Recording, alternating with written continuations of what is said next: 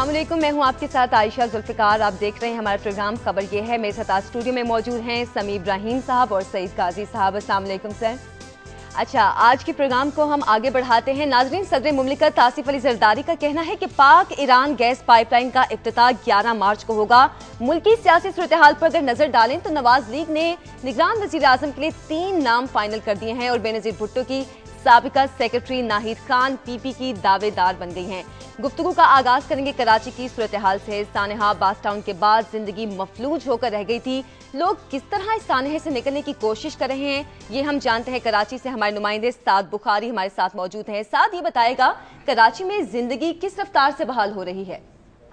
मामूलात जिंदगी बहाल होना शुरू हो गए हैं। खुशाइन बात है, क्योंकि कुछ देर कबल ही शिया उलमा कौंसिल की जानिब से ये बयान जारी कर दिया गया था कि बिला खौफ व खतर तमाम जो शहरी हैं वो अपने दफातर को जाएं, कारोबारी जिंदगी खोलें। इसके साथ साथ प्राइवेट स्कूल मैनेजमेंट एसोसिएशन जो 3 मौजूद हैं कराची में, उन्होंने भी ऐलान किया था कि मुख्तलिफ इलाकों में जो स्कूल कायम है उनकी इंतजामिया अपने इलाकों के हालात देखते हुए स्कूल खोले। तो हमने अब देखा है कि तकरीबन तमाम CNG स्टेशन, पेट्रोल पंप भी खुल गए हैं, दुकानें खुलना शुरू हो गई हैं, ट्रांसपोर्ट मामूल के मुताबिक सड़कों पर आ गई है, लोग दफातर के लिए घरों से निकले हैं। रात 12 बजे से अब तक कोई भी ऐसा वाकया पेश नहीं आया जिसके बायस कोई खौफ व हिरास फैल सके, कोई नाखुशगवार वाकया पेश नहीं आया। तो बच्चे भी स्कूल की जानिब बढ़ रहे हैं तालीम हासिल करने के लिए। एक मरतबा फिर शहर कराची को ये कहा जा सकता है कि गुज़िश्ता 8 से 10 घंटों के दौरान अमन बहाल होता नजर आ रहा है। उम्मीद करते हैं आगे भी ये कायम रहेगा और देखना यह है कि किस तरह सिक्योरिटी इदारे इसको कायम रखने में अपनी जो खिदमत है वो पेश करते हैं। जी साथ जिंदगी तो बहाल होना शुरू हो गई है सानेहा बास टाउन के बाद,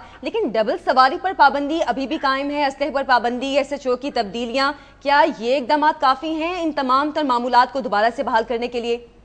नहीं, ये इकदाम देखें, हम माजी में भी देखते आए हैं कि डबल सवारी पर पाबंदी पहले भी लगाई गई। डबल सवारी पर पाबंदी से कोई बड़ा फायदा नहीं होता, अलबत्ता सिर्फ एक फायदा जो जरूर होता है जिसपे सब लोग तस्लीम करते हैं, वो ये होता है कि स्ट्रीट क्राइम की वारदातें, जो मोबाइल छीनने की वारदातें कराची में आम है, उनमें कमी वाक़ होती है काफी हद तक। ताहम दहशतगर्दी के वाकयात मोटरसाइकिल की डबल सवारी पाबंदी से नहीं रुकते। अभी कुछ देर कबल ही हम अपने नाज़रीन को बताते जाएं, अभी अब्बास टाउन धमाके का मुकदमा सच्चल थाने में दर्ज कर लिया गया है एक सब इंस्पेक्टर की मुद्दत में नामालूम अफराद के खिलाफ। तो ये वो सारी चीजें हैं जो मामूल के मुताबिक हर दफा ही होती हैं, हर वाकये में सिक्योरिटी बढ़ाई जाती है। अच्छा, साथ ये बताइए कि क्या ये एक मामूल बन गया अब कि इस तरह से धमाका होगा, फिर जिंदगी को जो आज और फिर शिया उलमा जो मोहतरम है वो कह रहे हैं कि अब बिला खौफ व खतर चल पड़े दोबारा से, जाहिर है, मगर ये क्या एक नॉर्मलसी के तौर पे अहलियान कराची ने और लोगों ने इसे अब तस्लीम कर लिया कि अब यही कंडीशंस हैं जिनमें हमें रहना पड़ेगा?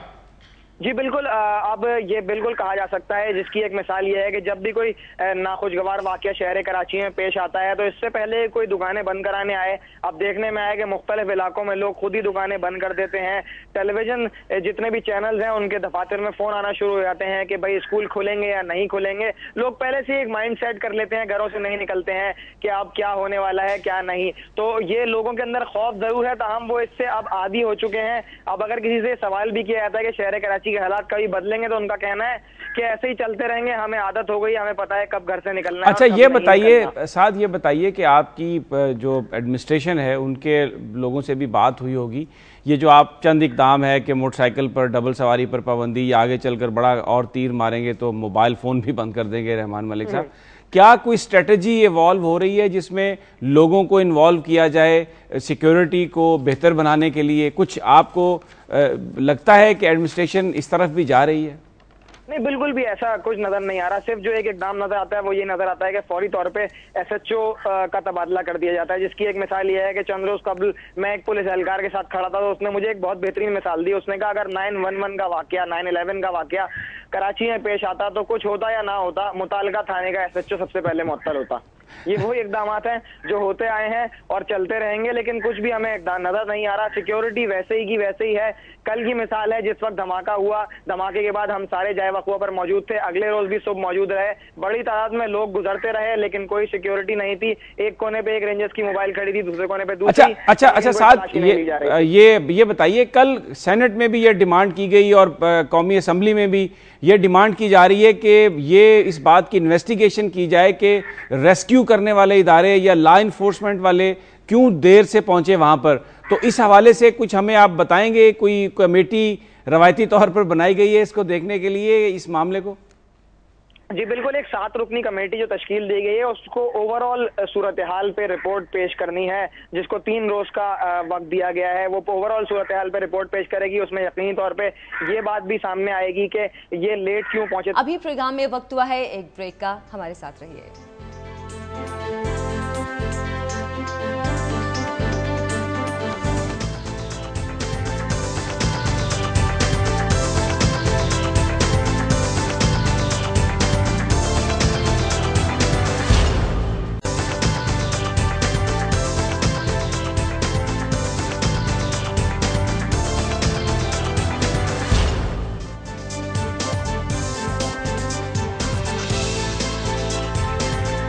ब्रेक के बाद आपको एक बार फिर से खुशामदीद कहते हैं। जैसे कि ब्रेक से पहले हम बात कर रहे थे अब्बास टाउन धमाके के बाद जो मामूलाते जिंदगी बहाल हो रहे हैं, इस हवाले से हमारे रिपोर्टर भी हमें बता रहे थे कि अब काफी हद तक मामूलाते जिंदगी बहाल होना शुरू हो गए हैं। इसी हवाले से हम बात करेंगे समी इब्राहिम साहब और सईद काजी साहब से। सईद साहब, पहले तो आपकी तरफ आऊंगी, ये बताएगा कि जैसे कि उन्होंने बताया कि मामूलाते जिंदगी बहाल होना शुरू हो गए हैं, जबकि हुकूमत की जानिब से इकदाम भी किए जा रहे हैं, ऐलानात किए जाते हैं, इकदाम कोई खास देखने में नहीं पहले आते। तो मैं ये आपको बताऊं आयशा कि एक हिपोक्रेसी और जो सिनिसिज्म है, एक मुनाफिकत है और एक बेहसी है। मसलन कल से वैसे क्या हो रही है, इलेक्शन जो है वो नहीं देखे जी, अफगानिस्तान में भी इलेक्शन हो रहे थे, देखे इराक में भी इलेक्शन, तो इराक वाले कराने हैं यहाँ आपने, ओ भाई ना हम करवाने में ना हम रुकवाने में, इन्हें ये डर पड़ गया कि हमारी दिहाड़ियां दूर ना हो जाए। मगर वहां मामला क्या है, जमीन पे क्या है, अब फिर से नॉर्मल सी बहाल होगी। इशू क्या, 4 दिन पहले हमने खबर दी यहाँ पे इसी प्रोग्राम में कि 70,900 एकड़ जमीन की अराजी जो है इसने ये किन कामों में गवर्नमेंट लगी हुई है। उन्होंने कहा जी ये सीएम का प्रीरोगेटिव है, जिसको मर्जी है वो 33 से 99 साल के लिए, तो ये कराची की प्लेंडर है, ये कर रहे हैं। और साथ, मगर मैं इसमें बात को लंबा नहीं करता, एक पीस में थोड़ा सा अंग्रेजी में था, उसका तर्जमा आपको सुना देता हूँ। सुबह सुबह पढ़ के मेरी आंखें भी जो है वो नम हो गई, तो मैं साथ ही तर्जमा कर देता हूँ कि धमाके के फौरन बाद एक साफी वहां गया, तो वो क्या लिखते हैं, वो कहते हैं कि मैं वहां पहुंचा और अचानक मैंने अपने पाँव की तरफ देखा तो मुझे कुछ सुर्ख सा रंग नजर आया, तो मैंने समझा शायद कि इर्द गिर्द सुर्ख लाइट जल रही है। फिर मैंने सोचा बिजली तो बंद है, और तब मुझे ख्याल आया कि यह सुर्ख लाइट नहीं है बल्कि कीचड़ में मिला हुआ खून है, जिसे मैं लाशौरी तौर पर अपने पाँव तले मेरे पाँव तले है। फिर मैंने सोचा कि ये किसका खून हो सकता है, किसी नवब्याहता जोड़े का, या किसी हामला औरत का जो अब जिसका बच्चा और जो खुद अब एक अब्दी नींद सो चुके हैं, और या फिर किसी ऐसे बच्चे का जो एक स्टोर पर खड़ा एक कैंडी या एक टॉफी खरीद रहा था। तो ये पढ़ के अच्छा, अब ये हमारे लिए बड़ी दुख की बात है, मगर ये ऐलान जो हुकूमत कर रही है, ये है वो कंडीशन जो कोई दर्दमंद इंसान ही कर सकता है। मगर क्या कोई दर्दमंद इंसान इन हालात में हुकूमत कर सकता है? या जो हुकूमत कर रहा है उसे हम कह सकते हैं कि तुम दर्दमंद इंसान हो, आज जिंदगी नॉर्मल सी, वो वापस फिर तो ये चला गया। मगर मामला क्या है, मामला ये है कि इनकी प्रायोरिटी ये नहीं है। ये खूबसूरत शहर था कराची, इसे अब कब्जों भत्तों और रजिस्ट्रियों से फुर्सत नहीं है। जब हुक्मरानों से इससे फुर्सत मिल जाएगी तो शायद फिर हम इस पर भी काबू पा लें। और आखिरी बात, अब लोगों ने खुद इलेक्टेड लोगों ने कह दिया कि एक अनकॉन्स्टिट्यूशनल बात है कि अपने लश्कर बना लें, खुद अपने आप को आप महफूज करें। गोया ये एक एतराफ है इस पॉलिटिकल एलीट की। अपने खुद टीवी पे कह रहे थे कि आप अपनी हिफाजत आप खुद करें, हम नहीं कर सकते। अच्छा, हमारे साथ एक कॉलर भी मौजूद है समीसा, पहले उनको हम लाइन पे लेते हैं, उनसे भी बात कर रहे हैं। अस्सलाम वालेकुम, मिसेस सूफी हमारे साथ। वालेकुम अस्सलाम बेटा, मिसेस सूफी मोहम्मद इसाक शाह रावलपिंडी से। दोनों को बहुत, बल्कि तीनों को बहुत बहुत अस्सलाम वालेकुम। वालेकुम अस्सलाम। जी मिसेस सूफी, क्या सवाल ये है कि apart from the role of government and politicians, एक जो इमीडिएट सोल्यूशन है, आप नहीं समझते कि इस वक्त सबसे ज्यादा अहम जिम्मेदारी तमाम मकतबा फिक्र के मौलवियों की है? इन्हें चाहिए कि एक ज्वाइंट प्रोक्लेमेशन जारी करें कि किसी भी कलमा गो का कत्ल या निहत्ते बूढ़े बच्चों औरतों पर खुदकुश हमला न सिर्फ हराम है बल्कि शान मोहम्मद मुस्तफ़ा सल्लल्लाहु अलैहि वसल्लम और रहमतुल्लिल आलमीन की तालीमात के मुनाफी हैं। अदरवाइज अवाम बशमूल मीडिया इन मुनाफकों से जय्यद उलमा, मुफ्ती और मौलाना जैसे खिताबात छीन ले, उन्हें सिर्फ विजनलेस मुल्ला कहे। इस पे जरूर जवाब दीजिए। बहुत शुक्रिया मिसेस सूफी, आपका बहुत शुक्रिया। समी साहब, ऐसा एक ऐलान कुछ दिन पहले जारी तो हुआ था कि उलमाए कराम ने एक बयान दिया था, एक ऐलान किया था कि किसी भी मुसलमान को, किसी भी इंसान को कत्ल करना इस्लाम के खिलाफ है, इसके मुनाफी है। देखें, ये जो मिसेस सूफी ने बात की है, मैं इनसे बहुत एग्री करता हूँ किसी हद तक कि हमारे यहाँ जो हिपोक्रेसी है वो एक प्रॉब्लम की एक बड़ी वजह है। मैं इससे जोड़ूंगा कि आज एक नई कंट्रोवर्सी है जिसका इससे बड़ा गहरा ताल्लुक है कि पाकिस्तान में एक उलमा कौंसिल है जो समझा जाता है कि वो गवर्नमेंट बैक्ड उलमा कौंसिल है, और उस उलमा कौंसिल के सरबराह हैं अल्लामा ताहिर अशरफी, जिन्होंने 2 दिन पहले एक टेलीविजन पर बैठकर ये कहा कि अफगानिस्तान में जो खुदकश हमले हैं वो बिल्कुल जायज़ हैं, क्योंकि नेटो फोर्सेस जो हैं वो वहाँ पर हैं, इन्वेडर्स हैं, इनके खिलाफ जहाद जायज़ है, जिस पर आज जो अफगान सरबराह हैं कारज़ई उन्होंने भी बड़ा रिएक्शन दिया है कि जनाब ये किस तरह की आप बात कर रहे हैं और ये बैक्ड है पाकिस्तान गवर्नमेंट की ये जो उलमा कौंसिल है, तो क्या ये एक कोई हुकूमत की या पाकिस्तानी एस्टेब्लिशमेंट की एक पॉलिसी है। अब ये बात मैंने इसलिए की कि ये बड़ा गहरा ताल्लुक है इसका, जो मिसेस सूफी ने बात की। हमारे यहाँ ये जो हम सारा सेक्टेरियन वायलेंस देखते हैं और ये जो किलिंग मजहब के नाम पर देखते हैं, ये हम बारहा इस प्रोग्राम में कह चुके हैं कि ये उस वक्त तक खत्म नहीं होगी जब तक जो लोग इस मुल्क में अमन पैदा करने के जिम्मेदारान हैं वो उन लोगों की डीब्रीफिंग नहीं करेंगे जिनको क्रिएट किया गया था नेबरिंग कंट्रीज में जहाद के लिए, या ये जो एक खास तर्ज हुकूमत या एक खास सोच मुसल्लत करने की कोशिश की जा रही है पाकिस्तान के ऊपर, जब तक वो चीज खत्म नहीं होगी ये दहशतगर्दी के मामला नहीं होंगे। अब काजी साहब ने ये बात बिल्कुल सही कही, जो उन्होंने एक ह्यूमन एंगल पेश किया, सारा उसका एक वो कॉलम का हिस्सा भी पढ़ा, वो बात बिल्कुल सही है, लेकिन सवाल ये है कि इसको आप ठीक किस तरह से करेंगे, बेसिक सवाल ये है। और ये जो सारी चीजें हम लिख रहे हैं,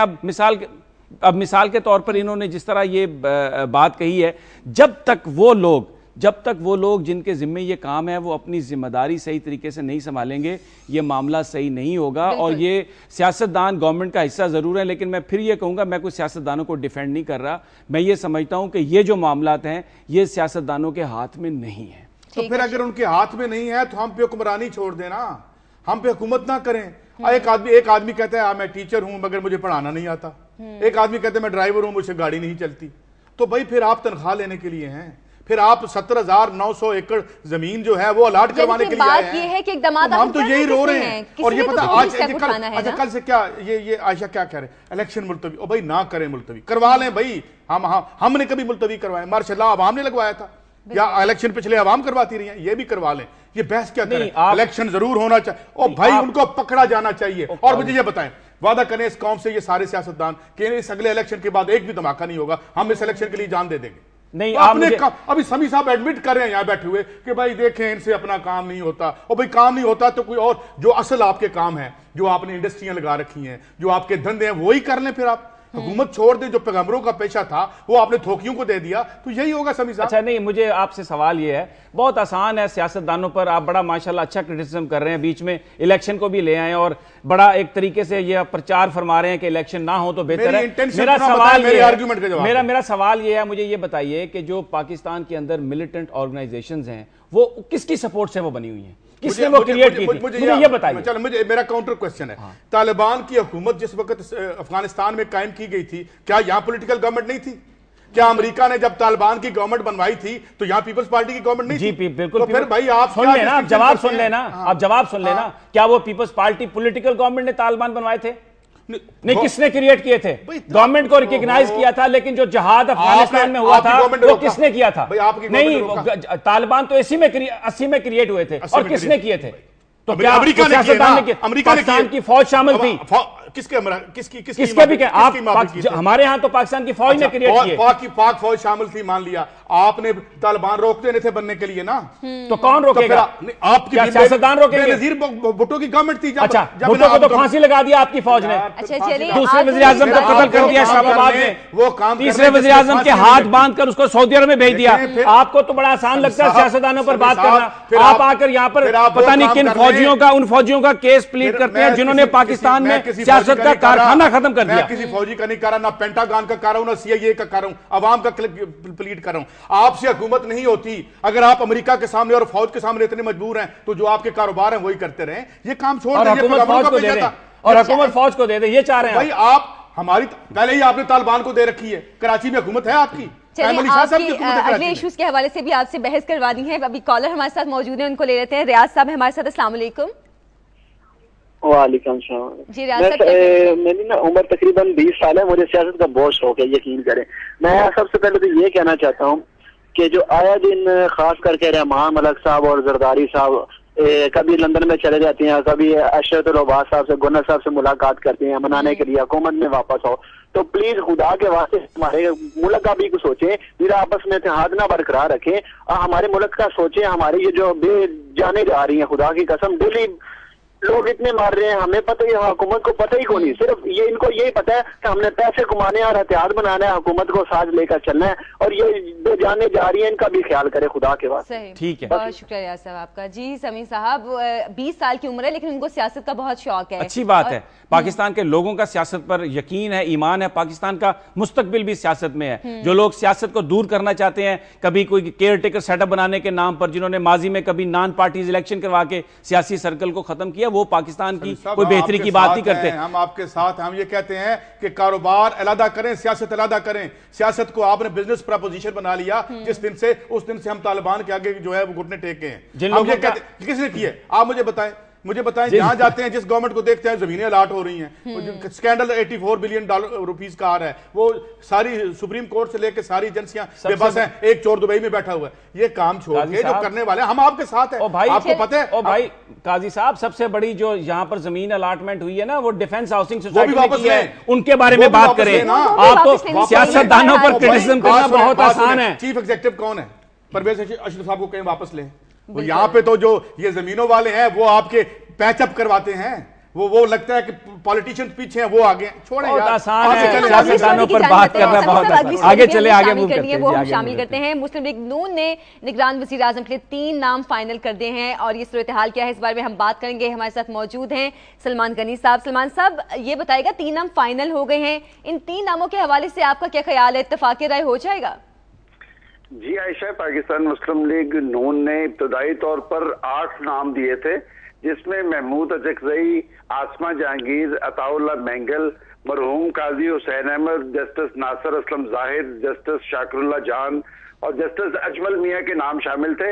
लेकिन नई पैदाशुदा सूरत हाल में उन्होंने 3 नाम हतमी तौर पे हुकूमत को भिजवाने का फैसला किया है, जिसमें जस्टिस नासिर असलम जाहिद का नाम टॉप ऑफ द लिस्ट है, जस्टिस नासिर शाकिरुल्लाह जान का नाम दूसरे नंबर पे और जस्टिस अजमल मियां का नाम तीसरे नंबर पे।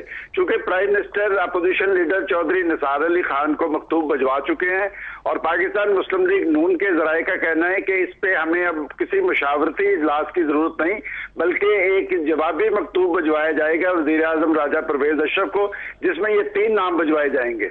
और इस नामों के हवाले से उनका ये कहना है कि उन्होंने पार्लियामेंट के अंदर और बाहर जो उनकी इत्तेहादी जमातें हैं उनसे मुशावरत की है और मुस्लिम लीग नून के जराये का यह भी कहना है कि निगरान वजीर आजम को मसला बनाने की जरूरत नहीं और इस पे अगर इब्तदाई मरले पे ही कंसेंसस कर लिया जाए तो वो मुल्क में जारी जमहूरी सिस्टम के हवाले से बेहतर होगा। मुस्लिम लीग नून को तीनों नाम जज साहिबान ही के क्यों नजर आए हैं? देखिए, बात यह कि इस वक्त पाकिस्तान की मौजूदा सूरत हाल, और अभी मैं बहस सुन रहा था काजी सईद साहब और समी इब्राहिम साहब के दरमियान, बात यह कि कौमी इश्यूज यही है। मैं समझता हूं कि नई पैदाशुदा सूरत हाल में जितनी जल्द निगरान हुकूमत का क्याम और इंतखाबात के मरले की तरफ बढ़ा जाए उतना ही बेहतर है, चूंकि एक नई मैंडेट की हामिल हुकूमत ही पाकिस्तान को जो दरपेश अंदरूनी और बैरूनी चैलेंजेस है उससे निजात दे सकती है। जदीद साहिबान के नाम गालबन पाकिस्तान मुस्लिम लीग नून ने इसलिए दिए हैं कि वो ये समझते हैं कि शायद जो रिटायर्ड जज साहिबान हैं उनकी गैर जानिबदाराना अहमियत और खास तौर पे आइन और कानून के साथ उनकी एक कमिटमेंट है, इसलिए उन्होंने जदीद साहिबान के नाम दिए। सलमान साहब हमारे साथ ही लाइन पे रहेगा, इस इशू पे हम मजीद बात भी करेंगे और तज्जिया भी लेंगे सईद साहब का और समी साहब का, लेकिन अभी वक्त हुआ है एक छोटी सी ब्रेक का। हमारे साथ रहिएगा।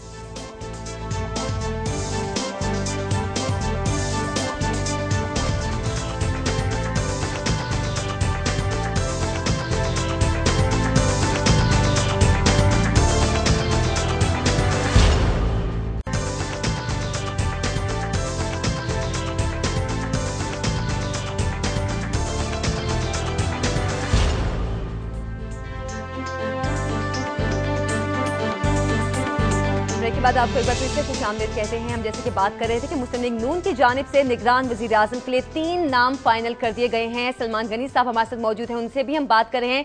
सईद साहब इस हवाले से कोई बात करना चाह रहे हैं? जी सईद साहब। जी सलमान गनी साहब, ये बताइए कि आपको भी जजेस सियासत में आप जजेस पे ही सिर्फ एतमाद करते हैं, ये लगता है हमें, जो मुस्लिम लीग नून है, क्या कहेंगे आप?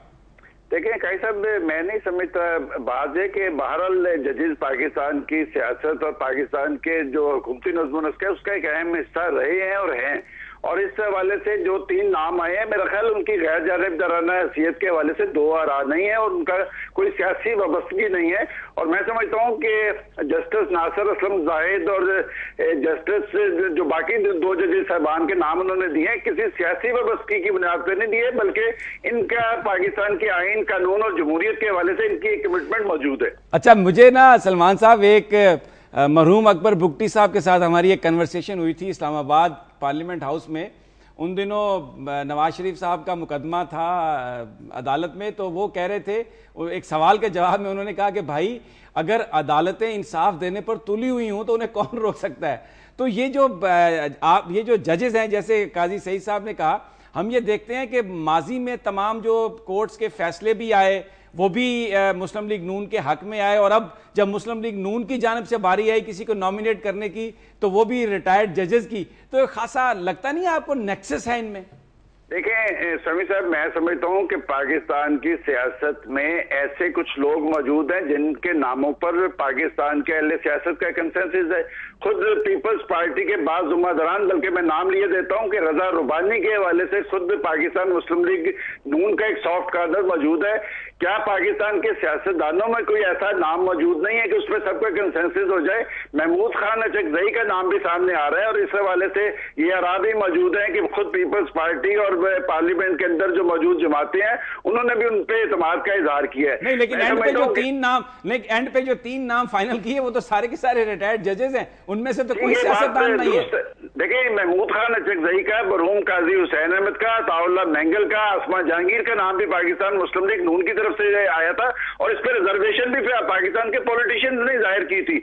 मैं समझता हूं कि पाकिस्तान की सियासत में कुछ लोग ऐसे जरूर होने चाहिए जिसपे तमाम पार्लियामेंट के अंदर जो मौजूद पार्टीज हैं और जो पार्लियामेंट से बाहर की पार्टीज हैं उन पे इत्तफाक राय होना चाहिए। और मैं समझता हूं पाकिस्तान की सियासत में ऐसे लोग मौजूद हैं और ये हमारी बदकिस्मती रही है कि पाकिस्तान की सियासत में महाजराई कशमकश और तनाव की कैफियत ने आज सूरत हाल को यहाँ पहुंचा दिया है कि सिर्फ रिटायर्ड जस्टिस के नाम में पाकिस्तान मुस्लिम लीग नून ने निगरान वजीर आजम के लिए दिए हैं। मैं वही बहुत अच्छा, ये बताइए, ये मेरा आखिरी सवाल है, इस जुडिशरी को तो हम, इसकी तो बड़ी एक वैलियंट स्ट्रगल है और अब भी ये लड़ रही है, इससे पीछे चले जाएं तो इस जुडिशरी ने जो वतन अजीज के साथ किया, जो नजरिए जरूरत लेके आए और जो मार्शल लॉ को इन्होंने दिया, उसके बारे में आपका क्या कमेंट है? और अब वही लोग सियासत में भी हैं जो इस जुडिशरी और फौज ने खड़े किए थे माजी में।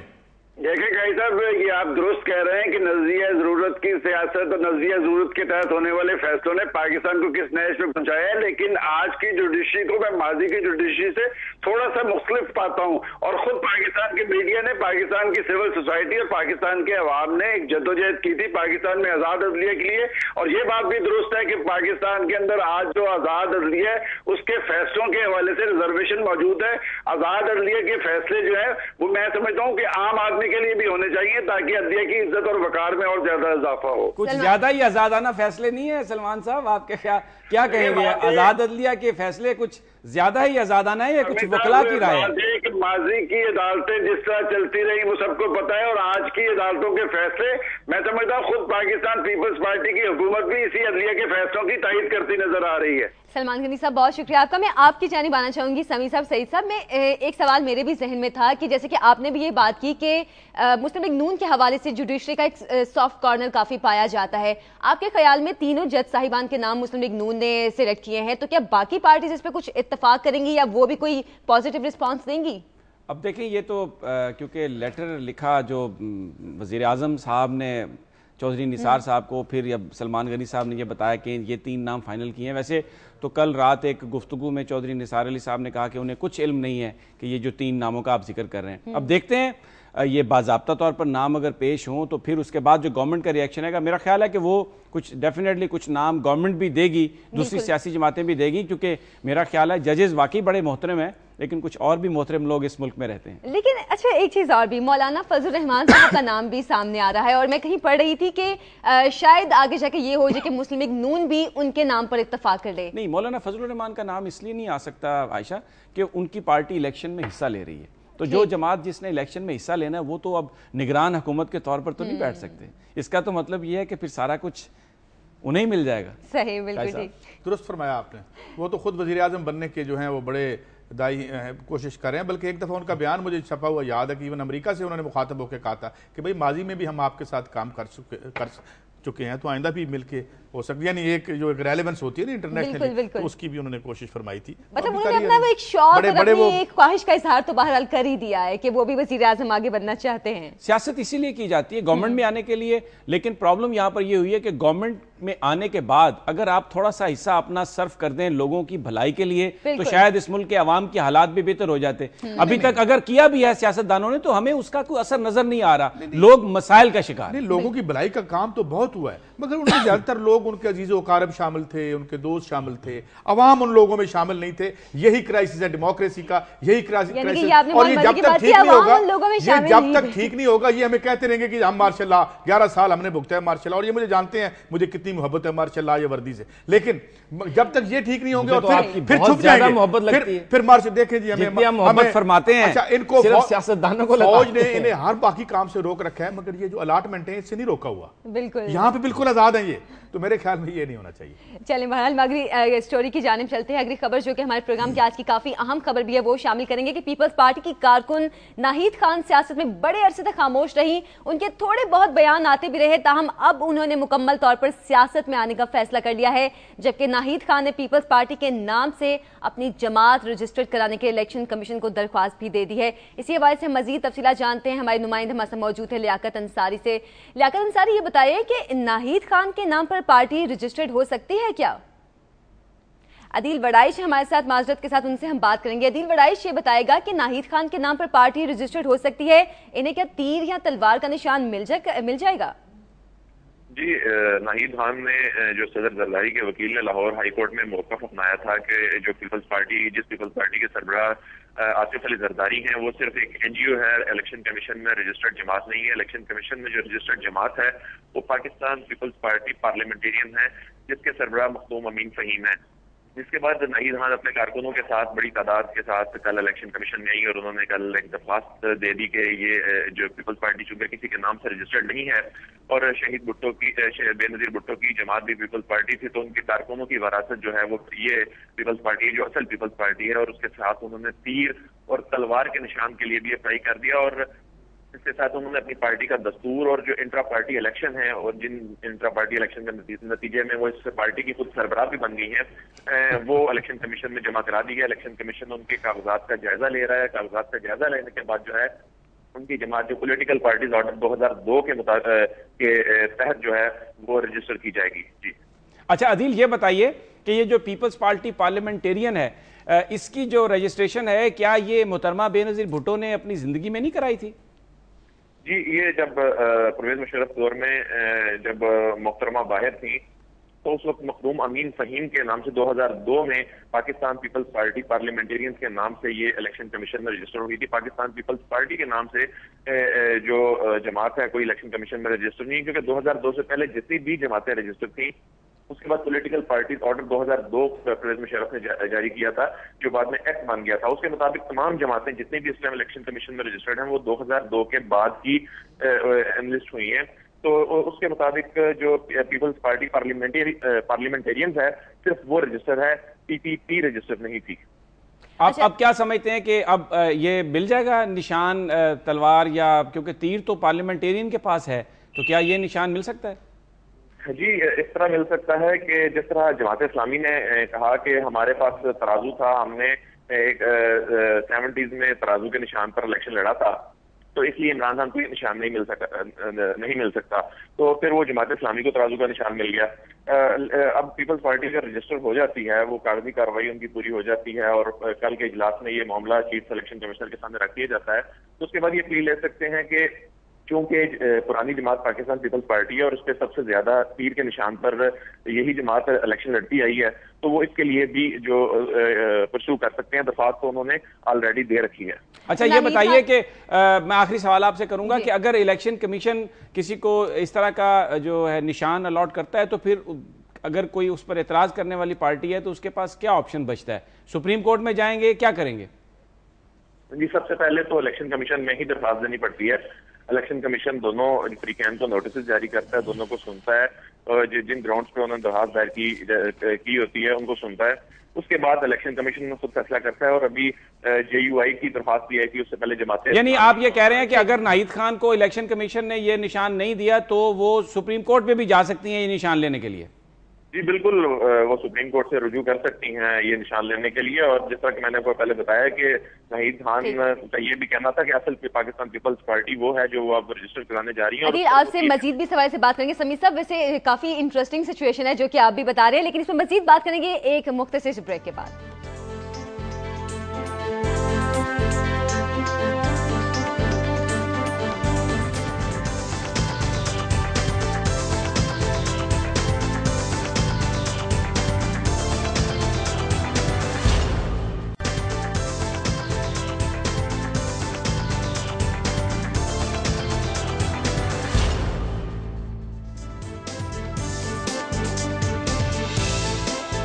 के बाद खुशामदीद और एक और अहम स्टोरी हम शामिल करते हैं कि सदर आसिफ अली जरदारी का कहना है कि पाक ईरान गैस पाइपलाइन का इफ्तिताह 11 मार्च को किया जाएगा। इस वक्त हमारे साथ मौजूद हैं पाकिस्तान के एटमी साइंसदान डॉक्टर समर मुबारकमंद साहब। डॉक्टर साहब, ये बताएगा कि ये मंसूबा पाकिस्तान के लिए किस हद तक मुफीद है? आप इस तमाम सूरत हाल को कैसे देखते हैं? इस वक्त पाकिस्तान में जो गैस की कमी है वो तकरीबन 1550 MMBTU है, और ये कमी जो है ये अगले 3-4 साल में तकरीबन 2250 तक पहुंच जाएगी। तो ईरान से जो हम गैस लेना चाह रहे हैं वो तकरीबन 750 MMBTU है, और ये आप देख लीजिए कि जब ये गैस आएगी तो हमारी जो डेफिसिट है, जो कमी है, जो गैप है सप्लाई और डिमांड का, उसको तकरीबन 30% तक पूरा कर सकेगी। तो मैं तो ये समझता हूँ कि आनी तो जरूर चाहिए, बल्कि इससे ज्यादा आनी चाहिए, और ये कम आ रही है और बहुत देर के बाद आ रही है।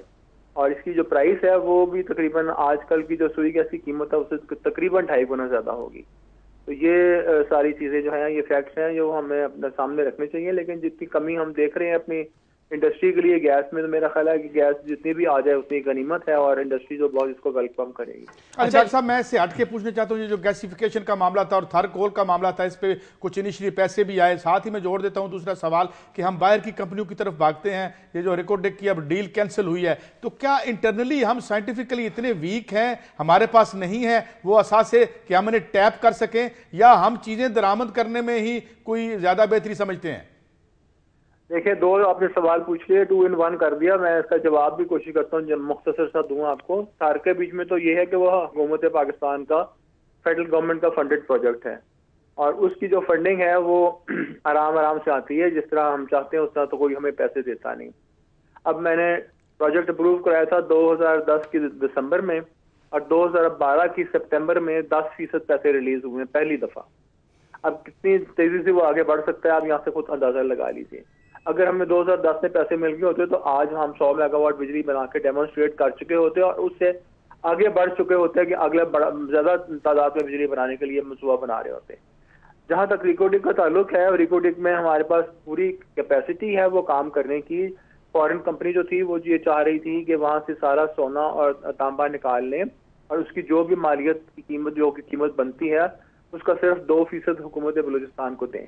तो ये 2% में अगर आप अपना सारा कुछ देना चाहते हैं तो वो मैं समझता हूँ मुनासिब नहीं है। अच्छा डॉक्टर साहब, ये फरमाइएगा कि मुख्तलिफ तखमीने आए, कोई $1 ट्रिलियन कहता है, कोई 200 बिलियन कहता है। आपके क्या माहिराना राय है कि हमारे पास असासे कितने हैं यहाँ पे रिकॉर्डिक में? जी, रिकॉर्डिक में तकरीबन 13 मिनरल डिपॉजिट्स हैं मुख्तलिफ, जो कि तकरीबन 100 मुरबा किलोमीटर पे फैले हुए हैं, और उनमें जो टोटल सोना और तांबा और चांदी और मोलिब्डेनम और आयरन ओर, इसकी सारी की अगर आप मालियत लगा रहे तो तकरीबन $750 बिलियन हैं आजकल के हिसाब से।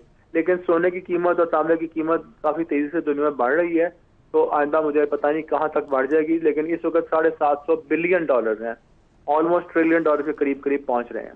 अच्छा डॉक्टर साहब, मैं आपको दोबारा gas Iran Pakistan gas pipeline पर मैं सवाल करूंगा। आपने बताया कि 2.5 गुना कीमत भी ज्यादा होगी और ये सिर्फ 30% हमारी जरूरियात पूरी करती है। ये बताइए कि हमारे पास फिर चॉइसेस क्या हैं? और जी, हमारे पास चॉइसेस ये हैं कि हम जहाँ पे पता है कि गैस मौजूद है पाकिस्तान में, बहुत ज्यादा एक्सटेंसिव ड्रिलिंग करें और ड्रिलिंग ऑपरेशंस लॉन्च करें और गैस को ढूंढें।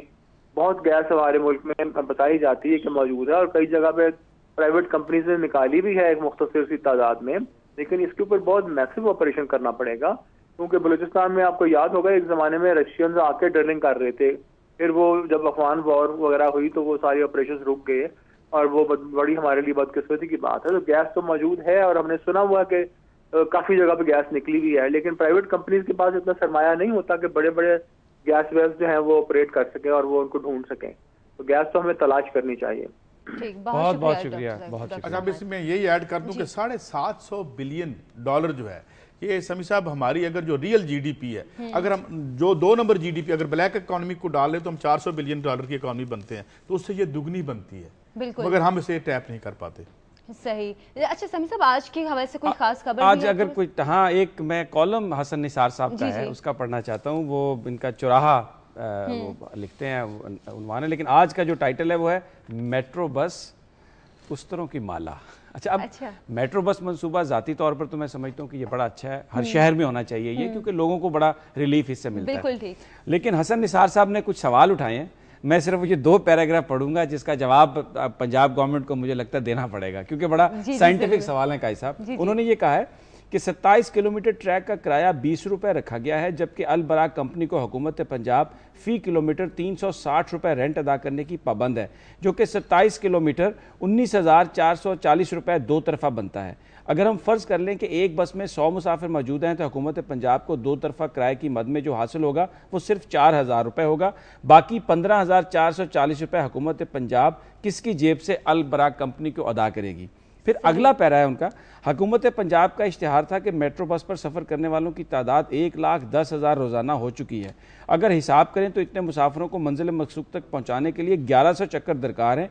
20 रुपये फ़ी सवारी के हिसाब से हुकूमत पंजाब को 1100 चक्करों में सिर्फ 44 लाख रुपए की आमदनी होगी, और अगर हम इतने चक्करों को 19,440 रुपये से ज़रब दें तो इस हिसाब से 2,13,84,000 रुपये रोज़ाना हुकूमत पंजाब अल बराक कंपनी को अदा कर रही है, जबकि इसमें 27 स्टॉप्स के स्टाफ वगैरह के अखराजात शामिल नहीं। सुबहान अल्लाह, जो चाहे आपका हुस्न करिश्मा साज करे। बहुत वैसे अहम सवाल हैं समी साहब जो उन्होंने उठाए। अब साहब ये मेट्रो बस वैसे तो ये अच्छा मंसूबा है, अच्छा, ये अब आपका ख्याल होता है कि ये मंसूबे शायद आपकी फलाह बहबूद के लिए बन रहे हैं, कोई थोड़ी बहुत फलाह बहबूद आपकी हो भी जाती है, असल कहानी और होती है, और जब तक ये कहानी बंद नहीं होगी। और मैं एक आखिरी बात कर दूं, इजाज़त हो, ये एक सर्वे आया है जिसमें हमें पता चला है कि बहुत से सियासतदान और पार्टियां बड़ी पॉपुलर हो गई हैं। तो अब मुझे समझ नहीं आती कि क्या दीगर मुल्कों में भी धमाके करवाए जाएं या महंगाई करवाई जाए पॉपुलर होने के लिए। मैं इसमें यह भी बता दूं कि ये जो सर्वे जैन की क्या हकीकत है, इटली का जो अब इलेक्शन हुआ उसमें जो सर्वे किया गया था उसमें एक कॉमेडियन थे, वो जीत के सिंगल लार्जेस्ट पार्टी बन गए। उससे पहले तो मुझे लगता है कि ये सर्वे खास से मोटिवेटेड होते हैं और मेरे और पढ़ के तकलीफ भी बड़ी होती है। बहरहाल कोई बात नहीं। वापस ये बात हो रही थी रात, वैसे वो कलमा चौक का कल हुआ इफ्तिताह, तो मैंने उस पर ट्रैवल किया, बड़ा जबरदस्त वो बना हुआ अंडरपास, यकीन करें वो उससे सहूलत बहुत हुई है, बड़ा उस पर लोग तनकीद भी करेंगे। अच्छी बन गई है, अगर सही बताऊं, जितना क्या हुआ अगर तुर्की की कंपनी को भी सहूलत होगी, आप उस पर खामखा एतराज कर रहे थे। ठीक, बहुत शुक्रिया आप दोनों का। आज के प्रोग्राम से अब तक के लिए इतना ही, कल फिर हाजिर होंगे कुछ नई खबरों नए तज्जियों के साथ। कल तक के लिए अल्लाह हाफिज।